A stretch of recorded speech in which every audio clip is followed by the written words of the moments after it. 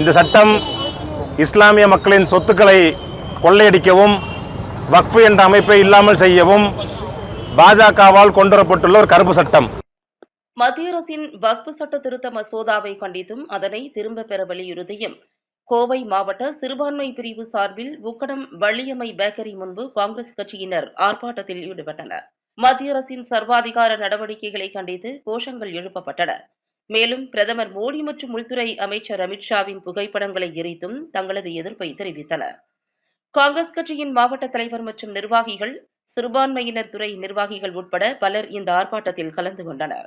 பாஜக அரசு கொண்டு வந்துள்ள இந்த வக்ஃப் சட்ட திருத்த மசோதாவை நாங்கள் வன்மையாக கண்டிக்கின்றோம்.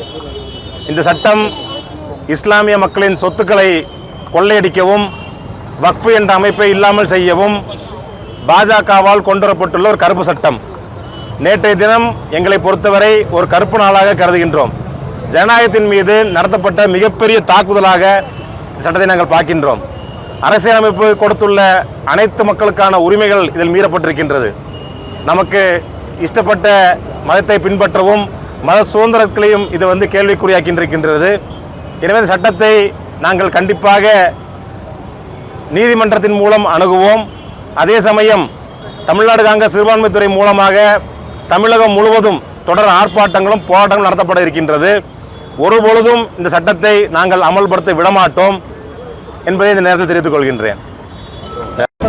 அதே மாதிரி வகுப்பு போடு இல்லாதவங்க சொத்துக்களை மட்டும் தான் பறிமுதல் செய்யணும்னு அமித்ஷா சொல்லியிருக்காரு. இல்லை, இந்த வேடிக்கையான ஒரு பார்த்தீங்கன்னா வக்ஃப் தானம் கொடுப்பதற்கு ஒருவர் 5 வருடமாக முஸ்லீம் மதத்தை இஸ்லாம் மதத்தை பின்பற்றிக்க வேண்டும் என்று சொல்கின்றார்கள். ஒரு இஸ்லாமியர் யார் என்பதை கூறுவதற்கும் யாரில் சர்டிஃபிகேட் வாங்க முடியும்? இது முழுக்க முழுக்க முட்டாள்தனமான ஒன்று. அதாவது வக்ஃப் சொத்தினுடைய அதிகாரத்தை குறைத்து மாவட்ட கலெக்டர்களிடத்திலே இந்த அதிகாரத்தை கொடுத்து வக்ஃப் சொத்துக்களை ஈஸியாக கொள்ளையடிப்பதற்கான ஒரு மிக மோசமான சட்டம் தான் சட்டமாக நான் கருதுகின்றோம்.